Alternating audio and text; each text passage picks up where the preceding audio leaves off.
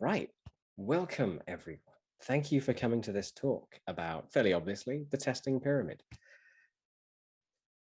I make a joke sometimes that every single tech conference has to have at least one talk about the test pyramid, and it's my turn now. So I'm throwing my hat into the ring, and I'm going to do the test pyramid talk. So here it is. It loads. Here it is, the test pyramid itself. I'm going to assume you've seen this before. This is a fairly common model. This is a fairly common thing in the industry. It's a way of thinking about how we balance different types of automated tests in our projects. It says very, very basically that you should probably be relying more on unit tests. These should be the kind of foundation of your automated testing strategy. You should have a few less integration tests, and you should be relying least of all on the end-to-end tests. The reason it says those things is because of what changes as you move up and down this pyramid. Towards the bottom of the pyramid, these unit tests are fast and cheap. They're very, very fast to run. Potentially, I can run hundreds of unit tests in a few seconds. I can get really, really fast feedback. They're also pretty cheap to maintain and write. Potentially, they're very, very simple. They're small, isolated, and reliable. While at the very top of the pyramid, the end-to-end tests, these are potentially quite slow. They need in some cases need full system, full running services to be run against, and they're potentially quite expensive. They take longer to write, but also to maintain, because lots of things can go wrong when we're running them. So they need lots more maintenance work. We need engineers to be looking at them, saying, okay, is this a real failure? We need to rerun them. And that's generally speaking why we have the pyramid organized the way that it is. But there is value in the test at the top as well. It's important to remember that. As we move up the pyramid, we get closer to how real users interact with the system. An end-to-end test is clicking around an application like a real user would. It's interacting with the system like a real user. So anything we're learning from that is arguably more valuable than a unit test. A unit test is interacting potentially with just small units of code, functions, classes, methods. There is value in getting that fast feedback about our changes, but you've probably never shown a passing unit test to your product owner or your business stakeholders, because it doesn't really tell us much about the product as a whole. And that's really what the test pyramid is about. Rely more, it says, on these shorter feedback unit tests and a little bit less on the tests that have longer feedback cycles. That's really all it is.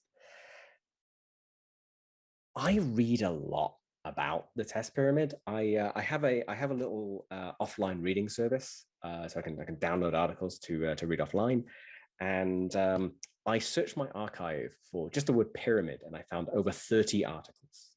It's one of the easiest ways to trick me into reading something is to just tell me that there's an opinion about the test pyramid in here, and I'll be right on it. I've started to be able to kind of divide these into a couple of different categories. So first up, you've got the explainers, right? The articles that just explain how the test pyramid works. How practically can you apply it? Just some tips and tricks. The practical test pyramid on untitled.com. Very good read there. Then you've got the articles that say the test pyramid is crap, it's bad, it's nonsense, we should throw it away, it's wrong, and complaining about it. Then you've got the articles that propose little tweaks, little improvements to the test pyramid. Usually it's adding a layer or moving some layers around, little tweaks to make things better.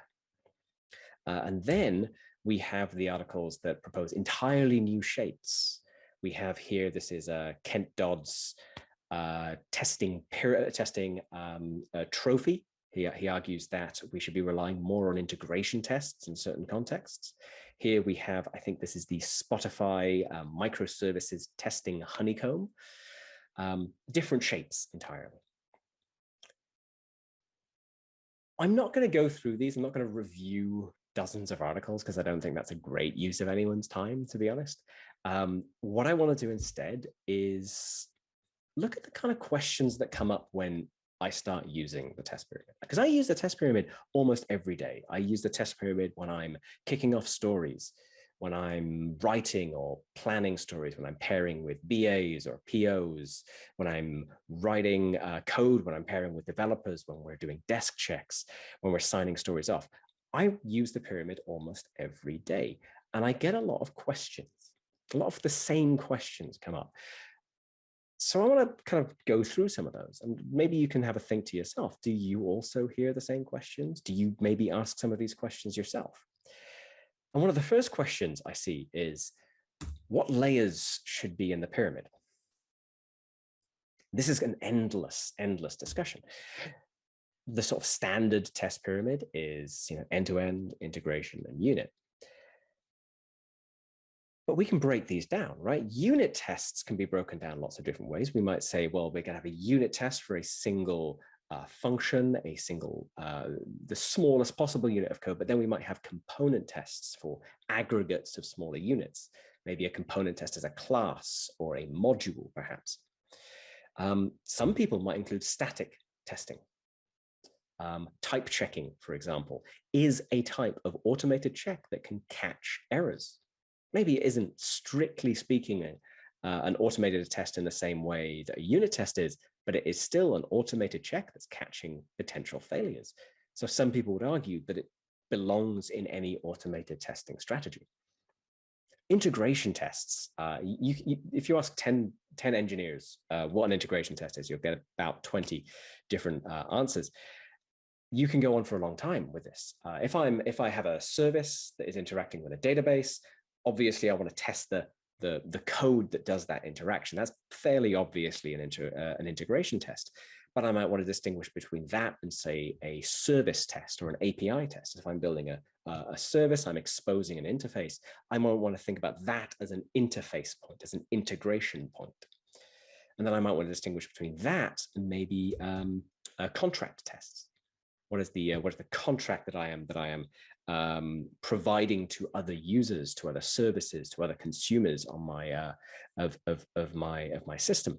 I might want to distinguish further between contract testing and consumer-driven contract testing, where the people who are consuming my services interface write my tests for me, essentially. End-to-end tests, they get really, really busy, right? Because end-to-end test is kind of a vague term, right? It's anything that is testing the system as a whole, end to end. But there's lots of different ways. There's lots of different types of tests we can do here.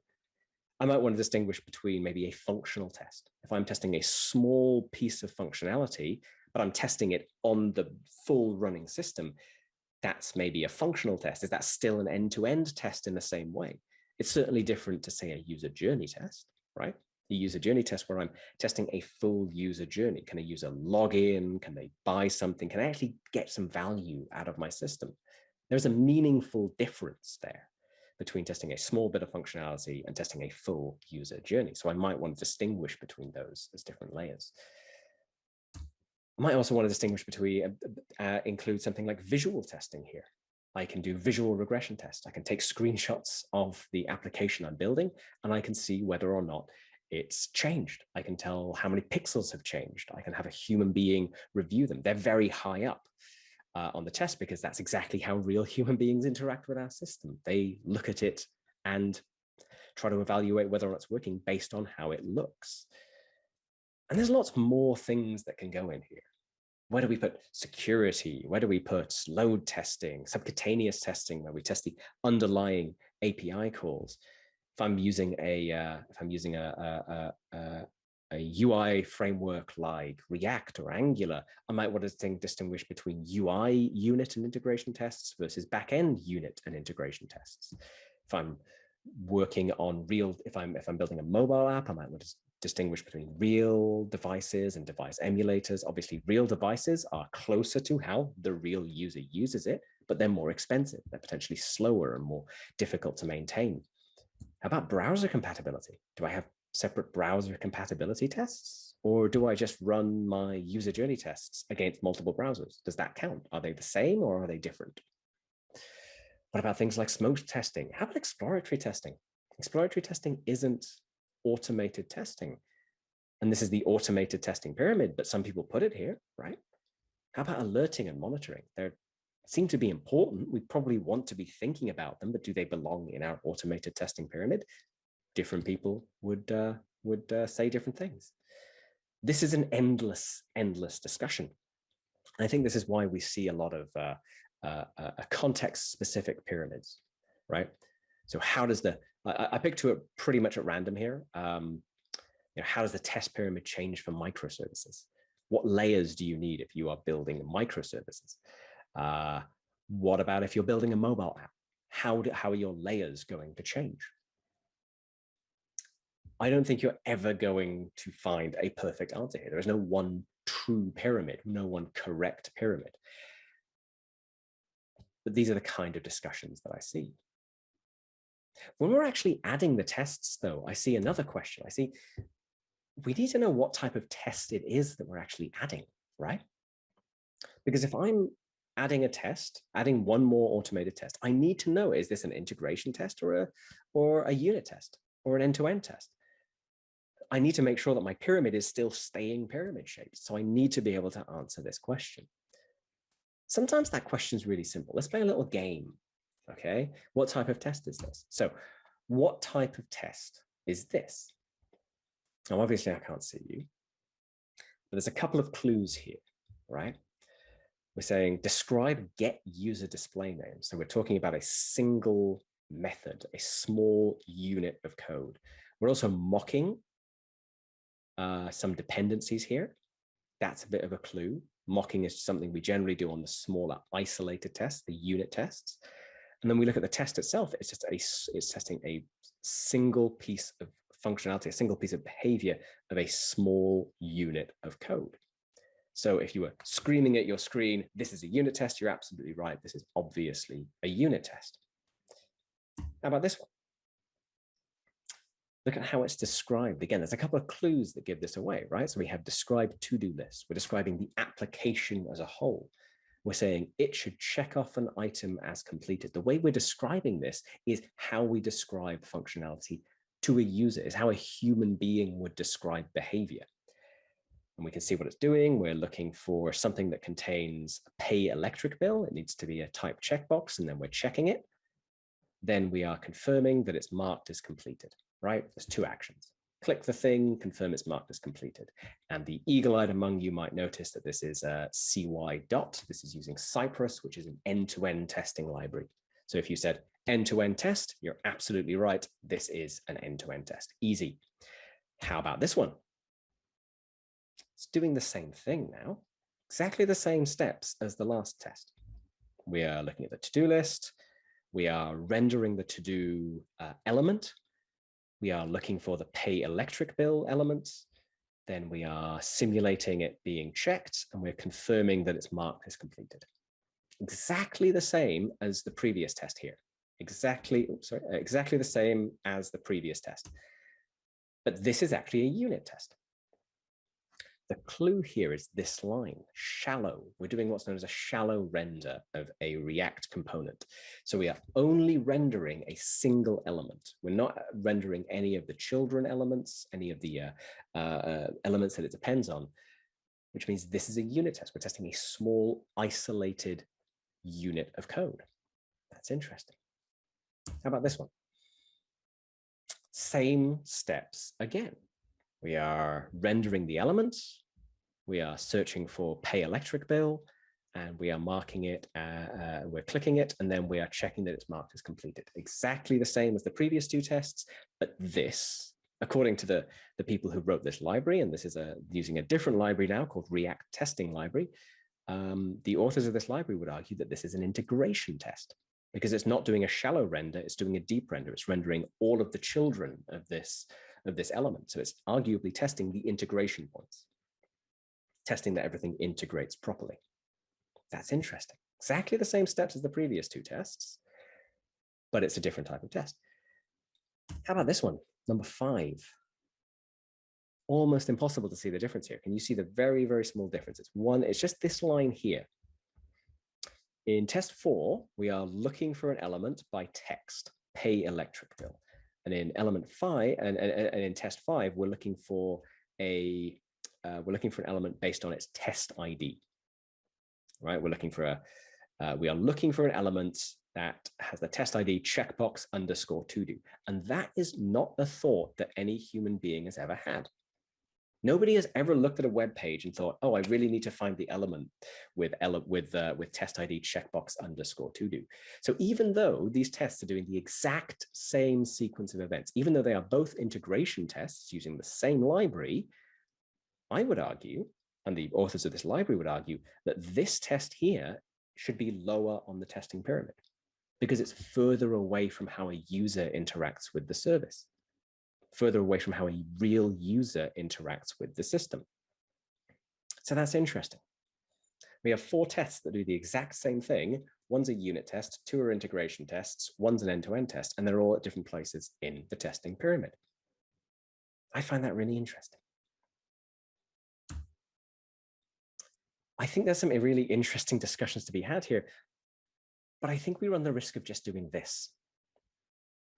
If all we're doing is we just need to decide, is this an integration test or not?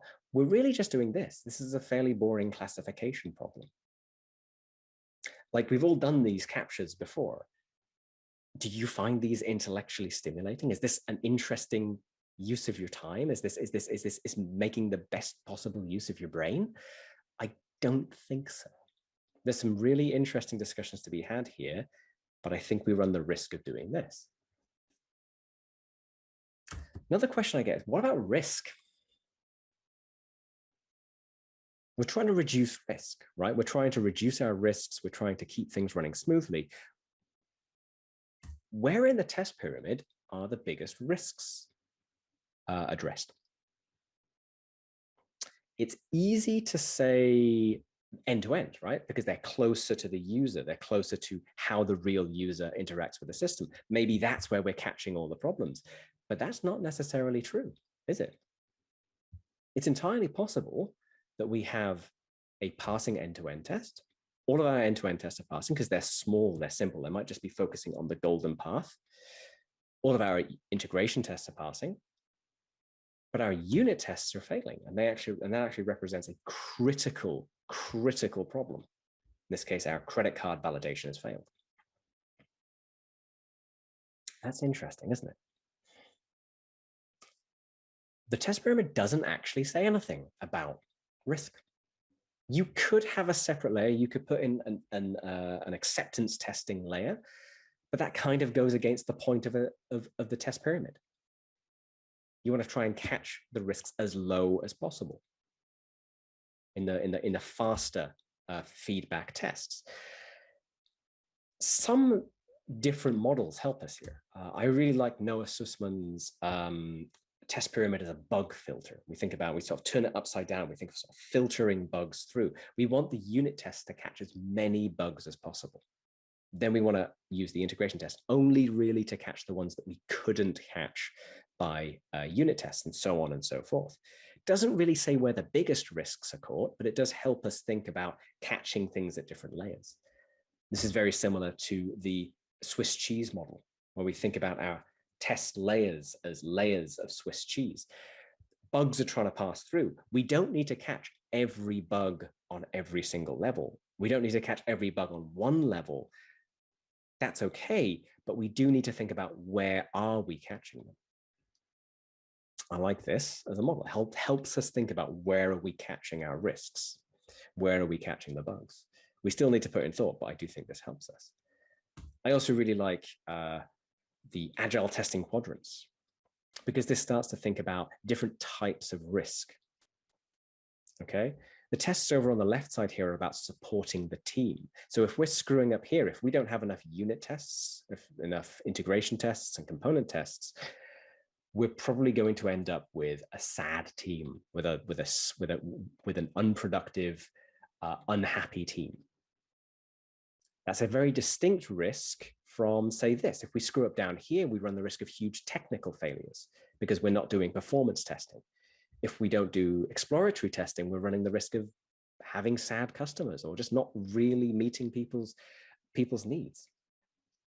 The Agile testing quadrants understand that different tests address different risks.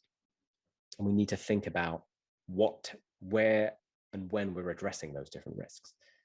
None of these are perfect, but they help us think about them. The final question I get a lot is, what about unknown issues? Because automated testing is generally almost always about known issues, right? Some people distinguish between testing and checking, right? We're just checking a known failure, a known issue, known behavior. What about unknown issues, right? Some people put this here, put a kind of a cloud at the top of the pyramid, right? Manual testing, which, I mean, it's nice that it's there. That's something. But I mean, entire books have been written about this, about exploratory testing. Entire careers have been built on the skills and the approaches to manual and exploratory testing. And just saying, putting a cloud at the top of your pyramid and saying, just make sure you remember to do it, to me isn't a very satisfying answer. Maybe that's just me. So those are some of the questions that I get. Maybe you have experienced some of those same questions as well. Maybe you've asked some of those questions as well. I want to talk you through kind of my approach to how I use the pyramid now. A slightly more fluid approach that tries to address some of those points. What I like to do is I like to start with this, right? We are the familiar test pyramid. We all know and love this test pyramid, right? And because we discussed the layers are really confusing. Okay, nobody can agree on exactly where a unit test ends and an integration test begins. So I like to get rid of those lines, right? There's a smooth gradient there. There's some ambiguity there, and that's okay. And because every project is different, every team labels their tests in different ways, I like to get rid of those labels as well. And then just to get a little bit more exciting, I also like to get rid of the pyramid entirely. So now all we have is the assumptions of our model, right? We're saying very clearly, we are talking about speed, cost, and how close these tests are to the user. That's all we're talking about right now. Then I get my tests. If this is on a project that's already running, that already has automated tests, I'm going to put down the test that we have. If we're running on if this is a new project, we might just start writing down the tests we think we might want. And for each of these tests, I'm going to ask, I'm going to start with the visual smoke test. I'm going to say, where on the scales are they? The visual smoke tests are pretty high up on the scale. They're very close to the users. They're also quite slow and expensive. They fail a lot, and we need human beings to look at them and confirm false positives and false negatives and all of that stuff. And I say, how much are we using them? How much are we using them? Not much. These are just smoke tests. They just load the page, they look, they go away. Not very much. So we use them very, very lightly. Then I say, okay, user journey tests. How about those? Those are also pretty high up. They're close to the user. They're testing real user journeys. They're testing that the user can actually get value out of this system. I say, okay, how much are we using them? Quite a lot. We're using these a little bit more. We're only really testing the golden paths, but we are testing the key paths through the system. Okay, cool. How about the API tests? That's a little bit lower down, right? That's a little bit faster, a little bit simpler. It isn't quite as flaky as our user journey tests. So it's a little bit lower down the pyramid. And we're using them pretty extensively. We use these as kind of subcutaneous tests in our case. And I say, well, we've got some React testing libraries, React testing library tests as well. How about those? Well, we use these to kind of make up the base of our pyramid, the base of our testing strategy. And we use these pretty extensively. We actually use these to write integration tests, unit tests. We don't call them that. We don't obsess too much over the labeling. We use them to write some highly integrated tests, some tests where we mock out dependencies and we test smaller units of code. But this is how we use our tests. See, we're not asking what layers should be in the pyramid here.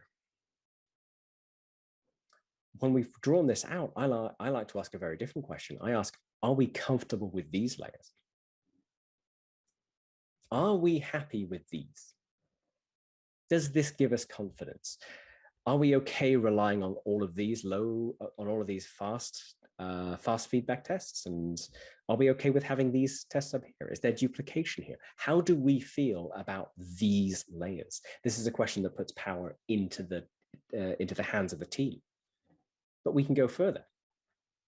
What I like to do now is I like to zoom in on a particular set of tests. So let's look at those user journey tests. Here's a user journey test written in Cypress. You've probably seen a test like this. First step is we create an account. So we're going to create an account and add an item to our cart, right? So it's a retail example. Very, very simple. We click the create account button. We type in test user. We type in a very strong password. We submit the form. I've simplified this. You would probably also need to log in. You might need to reply to an email as well to set up this test account. Then we're going to find the test item. We're going to click it. We are going to click add to cart, and we're going to confirm that it's been added to the cart. Nice, simple user journey test. Where does this sit on the scales? Well, as we said, pretty high up, right? It's slow and expensive because lots of things can go wrong here. Think of all of the things that can go wrong here, right? If the class of this button changes, my test could fail. If the button moves down or up, or the animation changes, or it fails to fire, or the user service breaks, or there is just a little network fart, lots of things can go wrong here that can cause the test to fail, which means an engineer has to look at it. They need to either rerun the test or fix something or investigate further. Lots of things can go wrong, but we can change that. What if I replaced all of this code here with a helper function? I haven't really changed very much. I've just put the code in one place. I've made this code a little bit more maintainable. It's a very small change. I'm going to argue that what I've done here is I've just moved this ever so slightly down. I've made this a little bit faster, a little bit cheaper to maintain. But I could go further again. Instead of abstracting this out to a helper function, to a helper method, I could use a test fixture. Maybe I've got some nice test data management. I can automatically create some test accounts and clean them up afterwards. And I can have this little function here to just pull one of my pre-existing clean test accounts. Now that's going to be way faster. That's potentially way more reliable, way faster. Gives me the test account a lot faster than the other approach. But it's a lot less realistic because no real user is going to be using a test fixture. A real user is going to have to go through that sign up account flow. So we've moved this down the test pyramid again. We've moved it down the scale. It's a lot faster. It's a lot cheaper, but it's a lot less realistic. Are we comfortable with that? Once again, the answer is it depends. The answer is it's up to the team to decide. Are we okay with this trade-off? We're asking a different question here. We're not asking, what type of test is this? We're asking,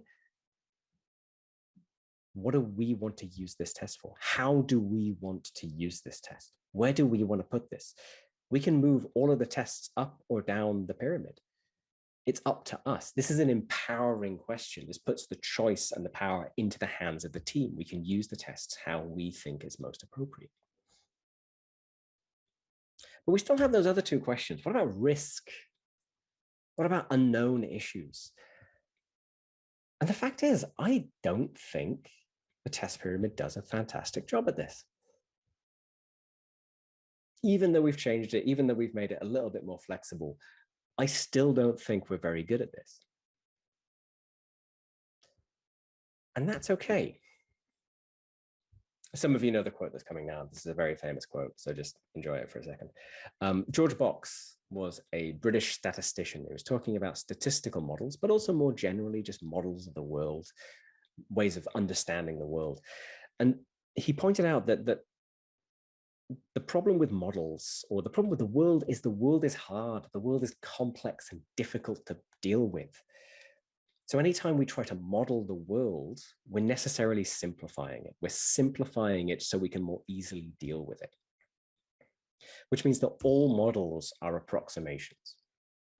No model is going to capture the reality of the world, the reality of how complex the world is, because if they did, they would just be the world. Which means because all models are approximations, all models are wrong.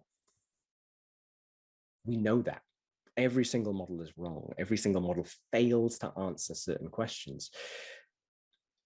But that's okay.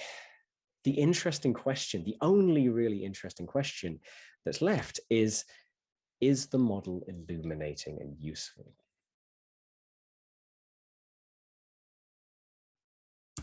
This model is wrong. This is the original test pyramid written by Mr. Conn many, many years ago. This model is wrong. It doesn't do a very good job of exploring risk. It doesn't really do a very good job of looking at unknown risks and uncertainty and exploratory testing. This model is wrong. It fails at certain questions. We know that. The question is it illuminating and useful? Does it help us understand the world? Does it help us light up a path? Does it help us answer questions? And what I've been trying to show today, and I think really what the point of this whole talk is I think the answer is pretty firmly, it depends. It depends on how we use it.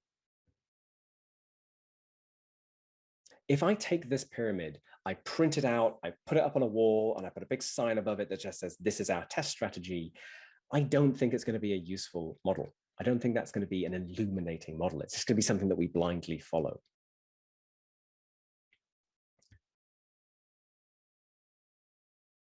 But if we break it down a little bit, if we rethink how we use it, it can be something that leads to really, really interesting discussions, a real balanced look at the trade-offs, and helps us understand the world around us, helps us make decisions. It can be.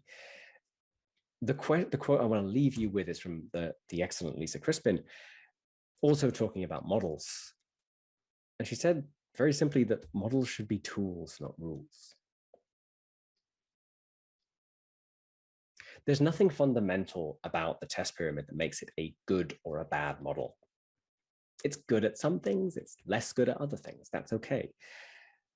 There's nothing fundamental that makes it a tool or a rule. It can be illuminating. It can help us answer questions, help us understand the world. Or it can be something that we blindly follow. Ultimately, it's just a few ideas about automated tests in the shape of a pyramid. It's up to us to make it useful. Thanks. Hey, it's Joe Eames with ng-conf. If you like that video, be sure to click subscribe either here or here, somewhere over here. And if you're looking for something more, here's another video for you to watch here or there or somewhere.